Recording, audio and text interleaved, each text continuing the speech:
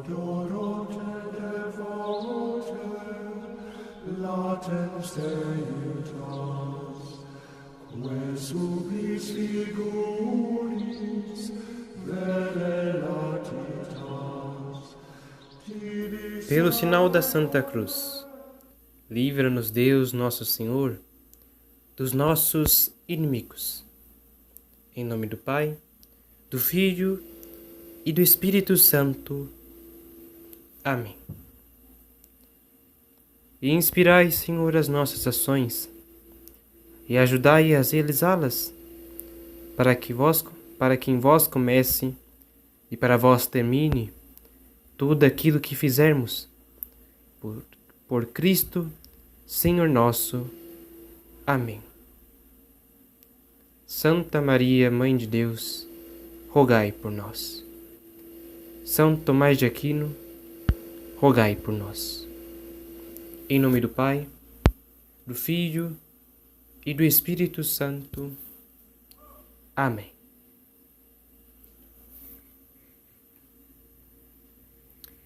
Caríssimos,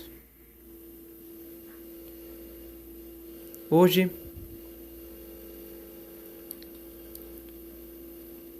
nosso amigo bem-aventurado traz duas perguntas. Se é propício à doutrina sagrada que se use de metáforas e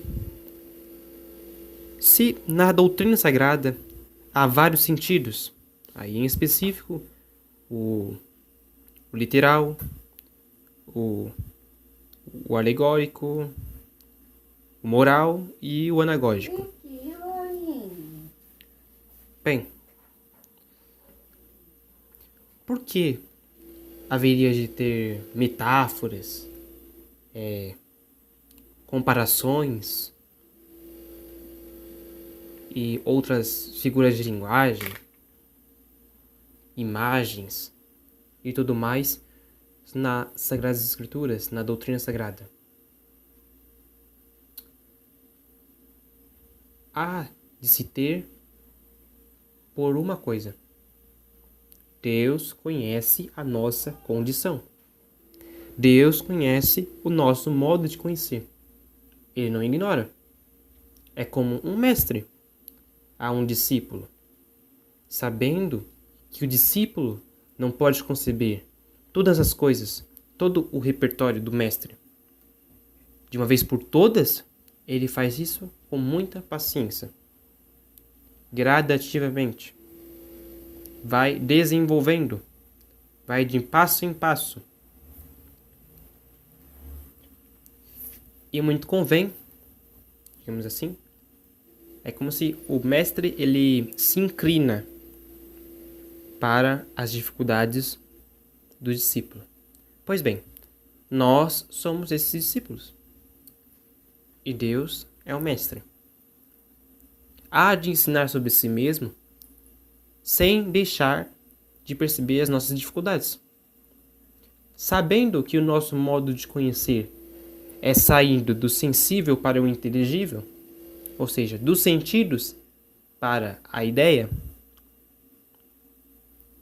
então ele pensa: vou usar disto para que ele chegue a isto. Nosso Senhor, ele próprio usava de parábolas, como uma forma de ir acostumando a multidão, em especial os apóstolos, para as verdades sublimes. Muito bem. A Sagrada Tradição, ela conseguiu, por um grande esforço, definir quatro sentidos presentes na Sagrada Escritura, na Sagrada Doutrina.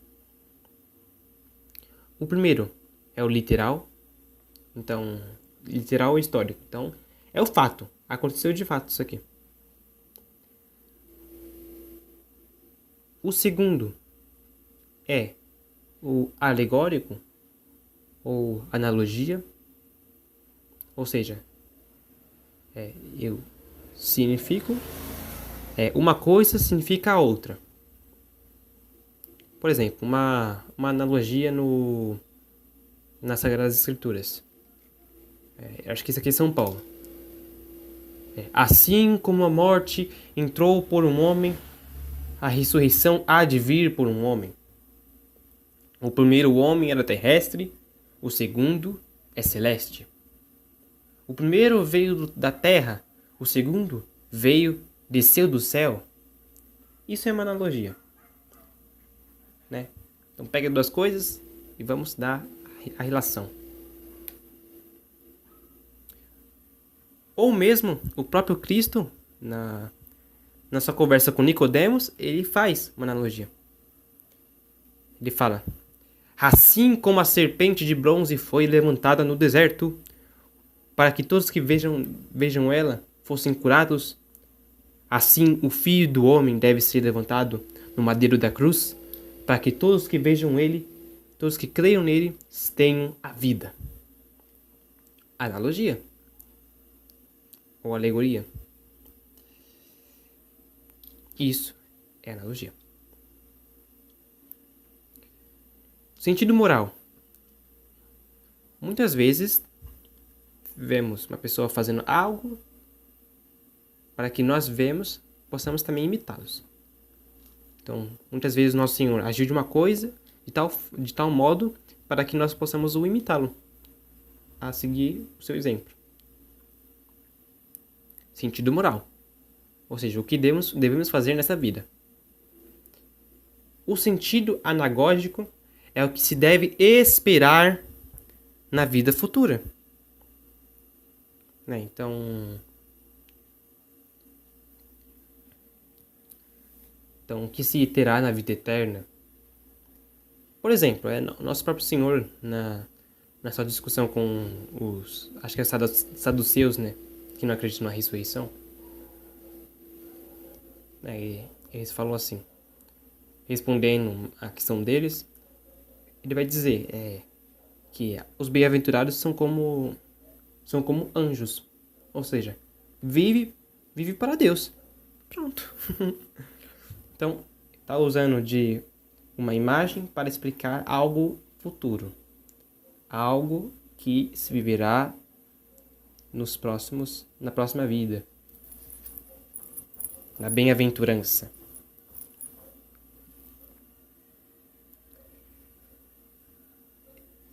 Você pode até pensar, mas os autores sagrados da doutrina sagrada, das Sagradas Escrituras, eles não escreveram, escreveram a sua parte sobre uma intenção, só uma intenção, portanto, um sentido. Muito bem. Isso pode ser certo. Isso é bem lógico, isso aí. Mas, como se verá adiante, sendo Deus simples,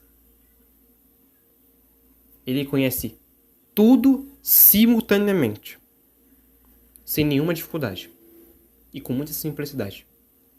Ora, a expressão está apoiada no conhecimento.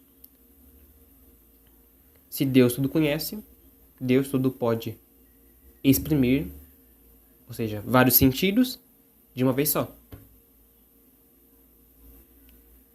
Então, há vários sentidos na doutrina sagrada, porque Deus conhece tudo simultaneamente e pode exprimir tudo simultaneamente. Uma coisa, duas coisas ou mais, sem dificuldade alguma.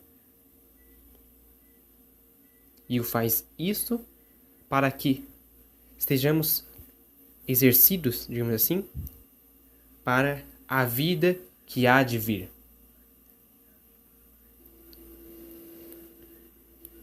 Então, concluindo, olhamos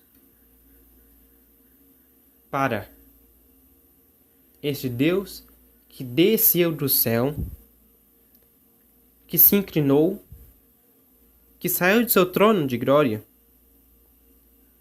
e que veio nos ensinar sobre o seu reino,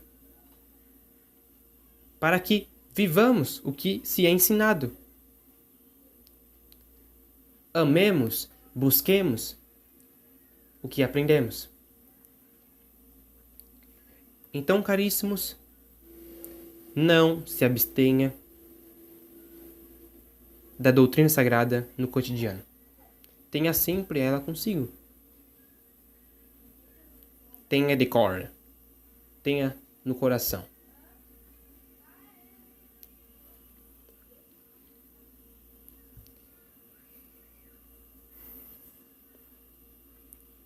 O Senhor esteja convosco. Ele está no meio de nós.